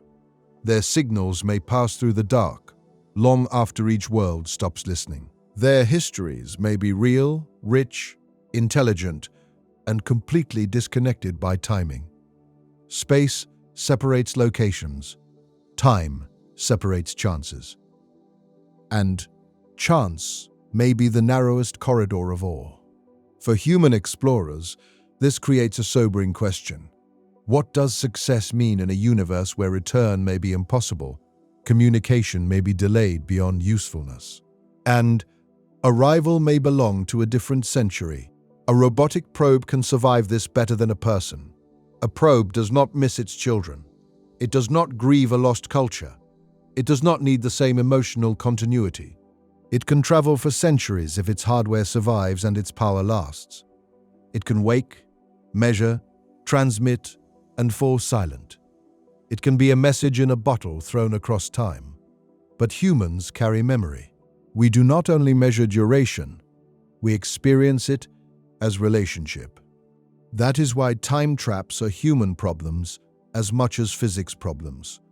A clock does not suffer when another clock disagrees. A person does. Imagine an astronaut returning from a relativistic mission to find Earth peaceful, advanced, and grateful. Nothing horrible has happened. No apocalypse. No tragedy. The mission is celebrated. The crew is honored. At first, this seems like the best possible outcome. But then the astronaut visits the city where they grew up and finds it rebuilt beyond recognition. The language has shifted. The neighborhoods are gone. Their family has become ancestry. Their childhood home is preserved only in an archive. People know their face from history lessons, but no one knows them. They returned to Earth. They did not return to their life. This is the part most simple descriptions of time dilation leave out. They talk about clocks, twins, and equations. Those are necessary. But the real consequence is continuity. Human beings are not just biological clocks. We are tied to other clocks: families, cultures, promises, governments, careers, memories, and places. When relativity separates your clock from those clocks, it changes identity. The trap is not aging slower. The trap is being torn from the shared river of time. Near a black hole, this becomes more intense. A crew that orbits near a strong gravitational field and returns after a few days might discover that years have passed outside. If the effect is larger, decades could pass. Push the scenario far enough, and the crew becomes a capsule from the past. This makes black holes tempting in fiction because they offer a way to visit the future. But visiting the future is not neutral. It is leaving everything that cannot wait. No one can hold your place in time. A seat can be saved. A house can be maintained. A message can be recorded. But the living present moves on. This also affects mission ethics. Would it be fair to send astronauts on a route that could separate them permanently from their own era? Consent becomes complicated. A trained adult may choose it, But what about children born on a ship? What about people whose parents signed the mission plan before they existed? What about future crew members needed to maintain a mission designed around time dilation or a long return? Space exploration often celebrates sacrifice, but time traps force us to ask which sacrifices can be chosen and which are imposed. A person can volunteer to risk death. Can they volunteer their descendants into another century? That question returns whenever deep space missions stretch beyond one lifetime. A mission near light speed might be completed by the same biological crew, but the world outside has moved ahead. A generation ship might keep pace with Earth in ordinary time, but its people are born into a journey they did not choose. A suspended animation mission, if it ever became possible, might let travelers skip subjective years, but they would still wake in a future that has no obligation to match their expectations. Every solution creates a different time problem. Stay awake, and the journey consumes lives. Sleep through it, and you lose continuity. Travel fast, and Earth outruns you. Travel near gravity, and outside clocks race ahead. Move slowly, and technology may pass you. There is no version of deep space where time is just a background detail. The best mission designers can do is choose which time problem they are willing to face. This is why even the dream of cryosleep is not an escape from the trap. Suppose humans develop a safe way to place astronauts in suspended animation for decades or centuries. The crew boards a ship, falls asleep, and wakes near another star. To them, the trip feels short. Their bodies may have aged little. That sounds like victory. But Earth has not slept. The people who launched them may be gone. The mission may be old news. The target may be better understood or no longer desired. If they return, they may skip another vast span. Cryosleep does not beat time. It removes the traveler from experiencing it. That may be useful. It may even be necessary. But it is also a kind of exile. The sleeping crew cannot participate in the centuries they cross. They cannot adapt socially. They cannot learn as the world changes. They cannot help solve problems that arise unless woken. They arrive as people from the launch era, preserved while history moved without them. They are not younger because time was defeated.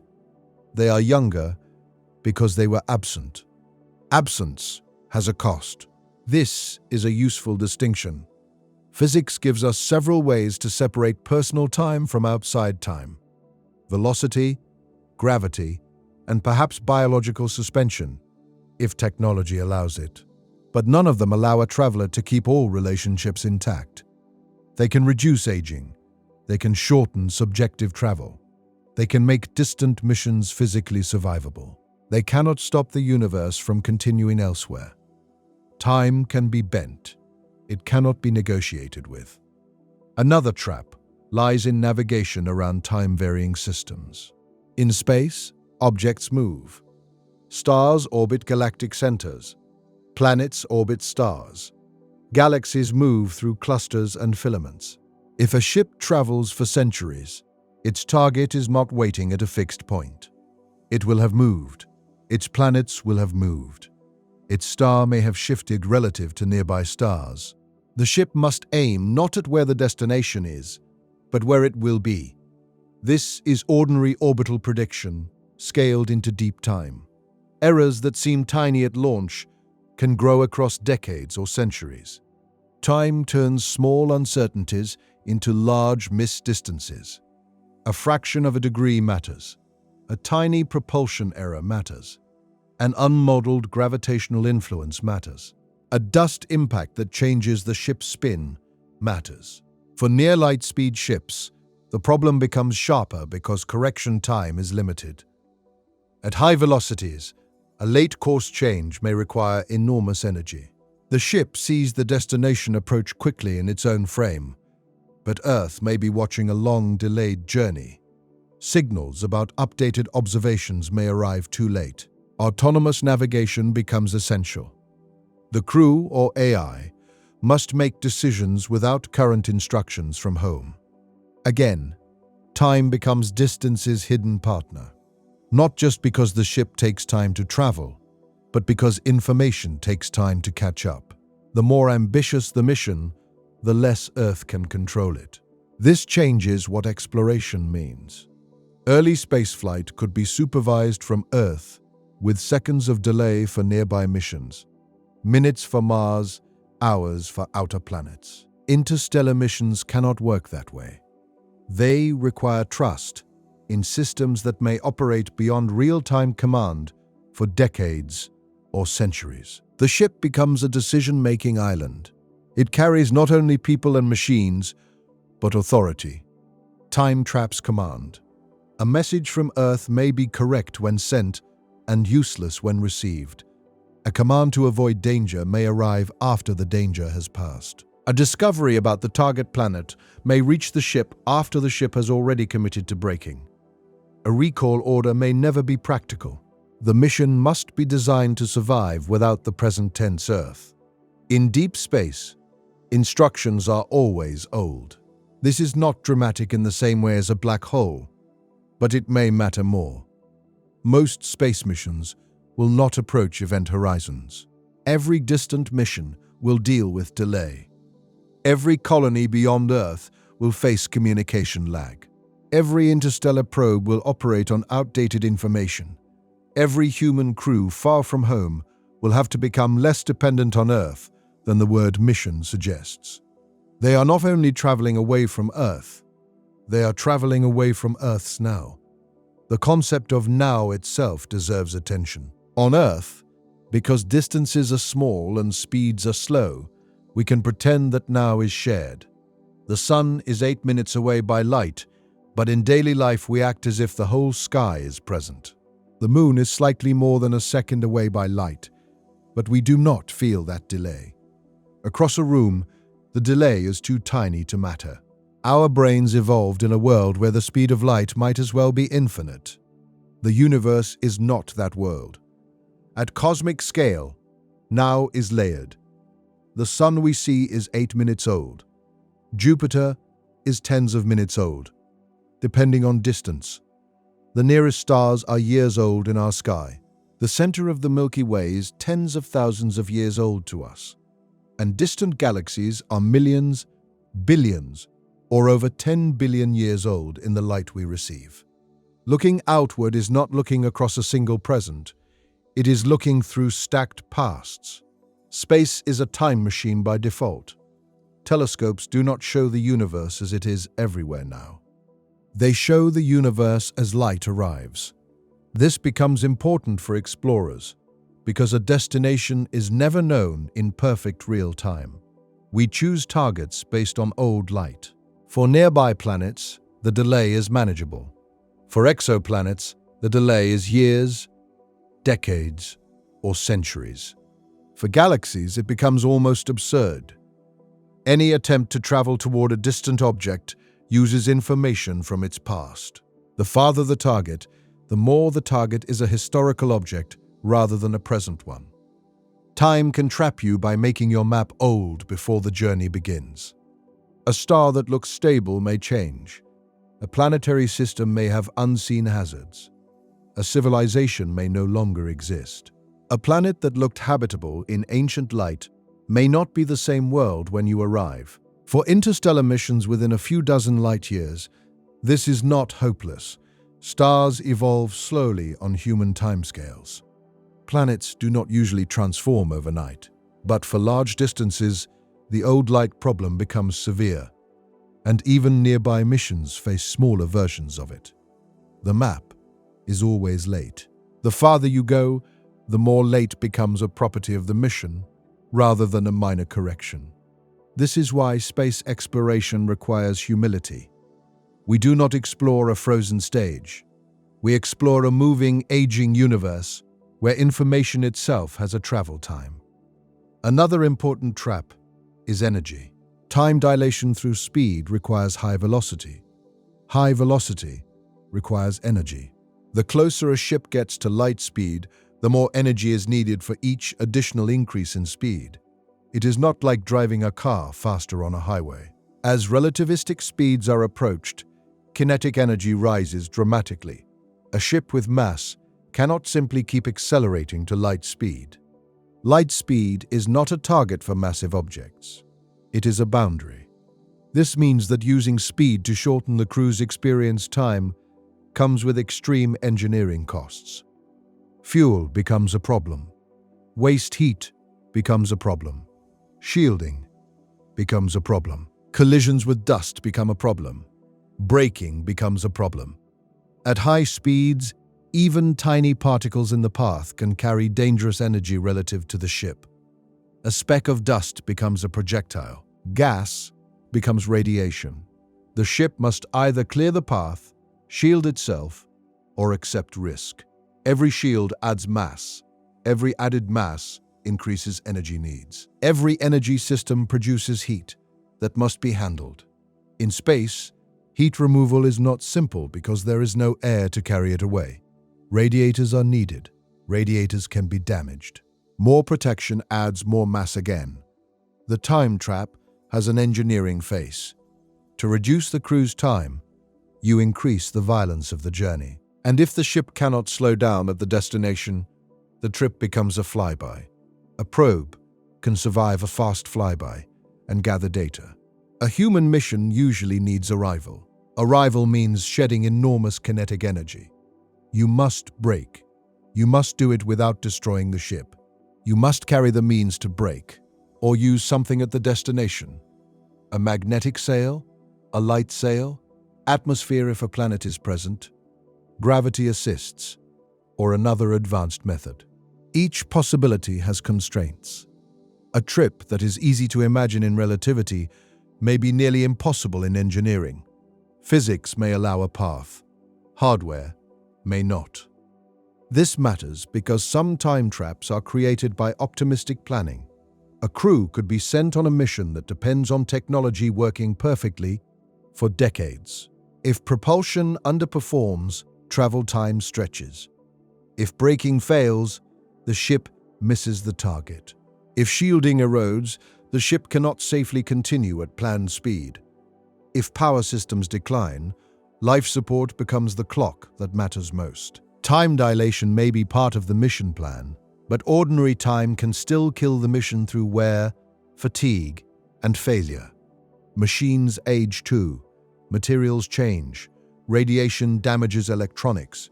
Seals leak. Lubricants behave differently. Micrometeoroids strike. Software becomes harder to maintain as layers of repair accumulate.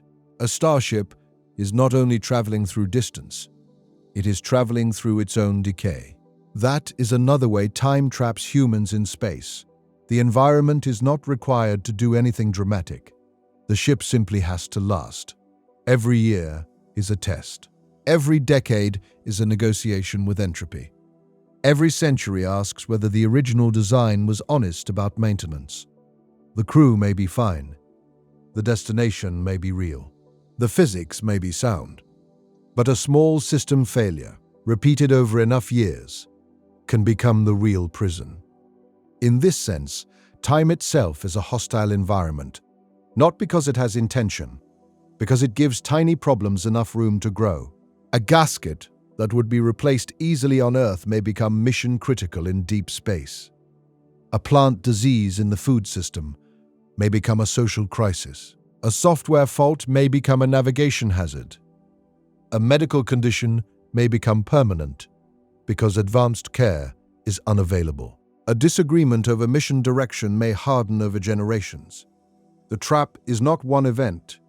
It is the accumulation of small pressures across time. This is why forever is dangerous in space language. No habitat is forever. No machine runs forever without repair. No society remains unchanged forever. No orbit is perfectly isolated from perturbations forever.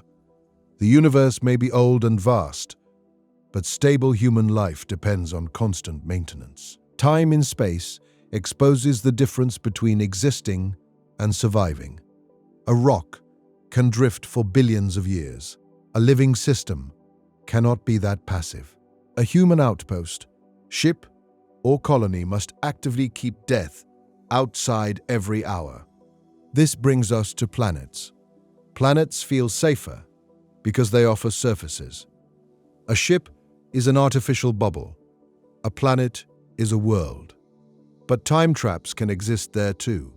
If a colony forms on a planet orbiting a distant star, the people there may eventually become separated from Earth not only by distance, but by time in the cultural sense. Messages take years. Trade may be impossible. Political unity may weaken. Calendars differ. Biological adaptation may begin. The colony's history diverges. This may be the real future of space civilization, if it happens at all.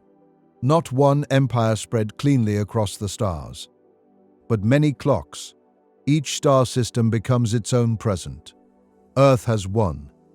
Mars may have another. A colony around Proxima Centauri would have another. A settlement around a more distant star would live under a communication delay so large that shared government becomes symbolic. Laws, culture, technology, and identity would drift. Relativity ensures that no single authority can easily remain immediate across interstellar space. Time decentralizes civilization. Even if humans do not travel near light speed, the speed of light itself imposes delay. There is no instant coordination across the stars. No emergency council can gather in real time between distant systems. No market can react instantly. No family can speak across light years as if across a phone line. Recorded messages can cross. Archives can cross. News can cross. But a shared daily life cannot. This is not a failure of technology. It is a rule of the universe. That rule may protect distant colonies from immediate control, but it also traps them inside local responsibility. A disaster in one system cannot be solved quickly by another. Help may arrive years or centuries late. A plague, famine, war, or technical collapse may run its course before outside assistance even knows the true situation. The colony's clock becomes its own survival boundary. Time creates independence.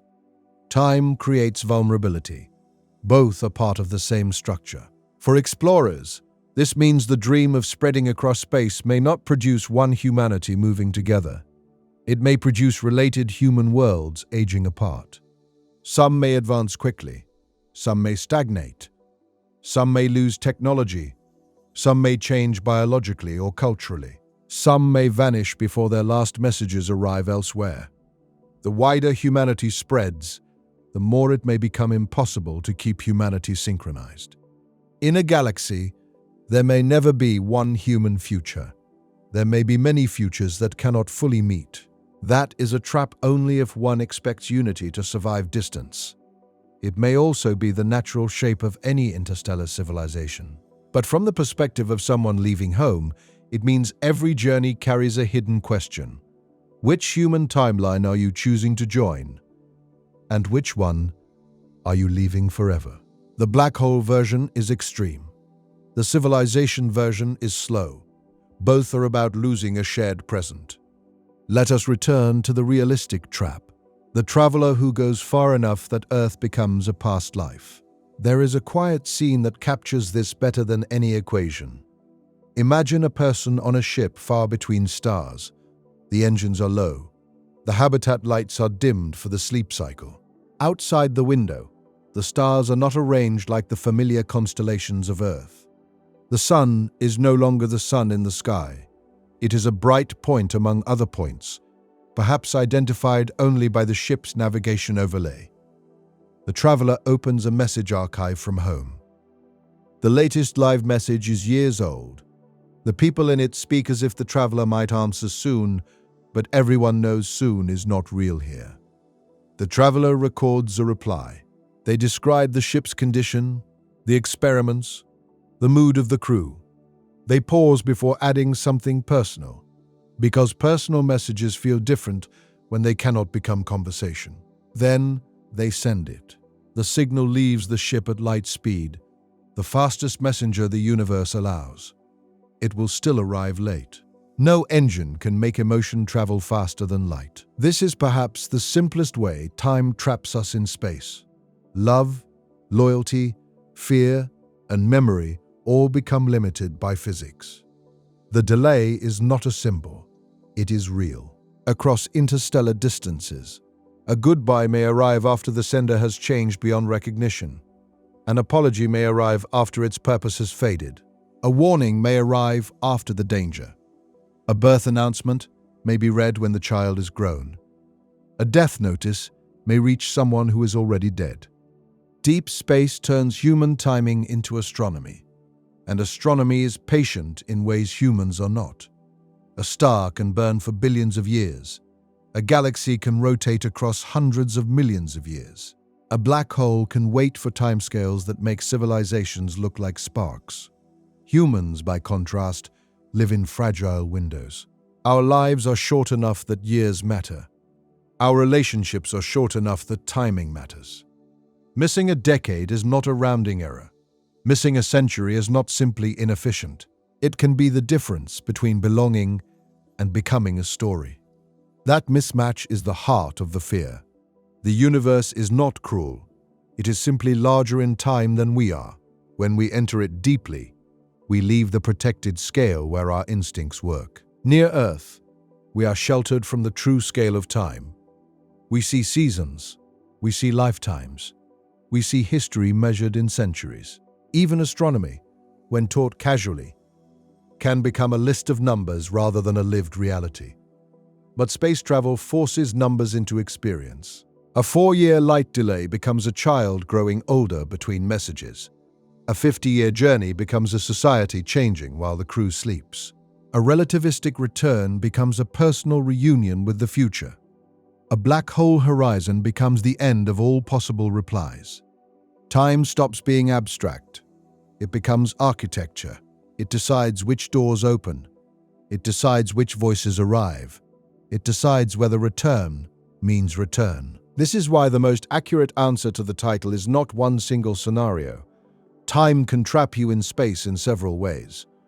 Gravity can slow your clock until the outside universe races ahead. Speed can carry you into the future of the place you left.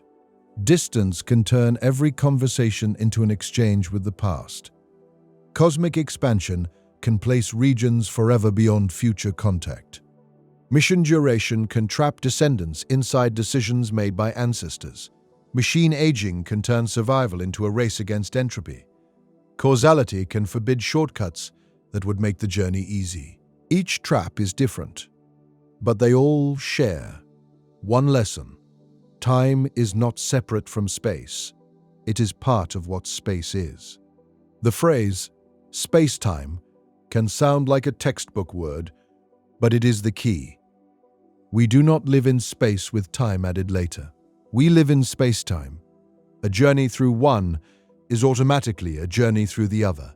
You cannot choose a path through the cosmos without choosing a path through clocks, signals, aging, delay, and history. This is why space is not only far, it is temporally deep. A distant star is not just elsewhere, it is years away in communication. A distant galaxy is not just remote, it is ancient in our view. A black hole is not just dense, it changes the relationship between future and escape. A fast ship is not just fast, it alters how much time its crew carries compared with the world outside. Once you understand that, the universe becomes stranger and more beautiful. It also becomes less forgiving.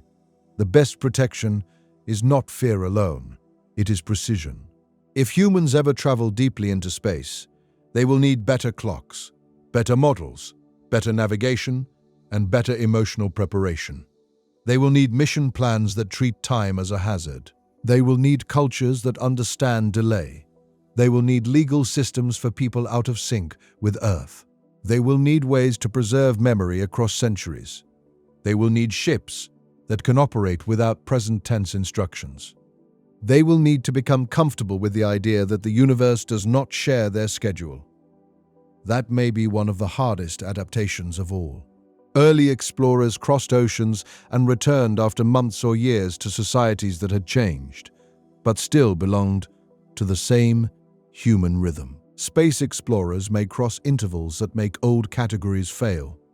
A mission can be a voyage, a migration, a preservation effort, a time capsule, and a farewell at the same time. The farther we go, the more every departure becomes partly permanent. This does not mean humans should never go. It means going is more serious than distance alone suggests. The first deep space travelers will not only need courage, they will need a new relationship with time. They must know that their clocks may not stay aligned with the clocks of home. They must understand that messages may become history before they are read. They must accept that return may be possible as a route and impossible as an experience. They must carry Earth not as a place they can easily rejoin, but as an origin that may move beyond them. That is not a reason to abandon exploration. It is a reason to respect it. Because the universe is not designed around human reunion. It does not keep seats empty for those who leave. It does not pause families, nations, languages, or eras. It does not make distant stars wait until we are ready. It does not soften black hole horizons because we regret crossing them. It does not slow cosmic expansion because we hope to reach more galaxies later. Time is not hostile, but it is not sentimental. And in space, that may be enough to make it terrifying. There is one final image to hold on to. Imagine two clocks. One is on Earth, sitting in a quiet room where sunlight enters through a window. The other is on a spacecraft far away, moving fast, or falling near a massive object, or coasting between stars where messages take years to arrive. Each clock is doing its job. Neither is lying, neither is broken. Both are faithful to the path they travel through space-time.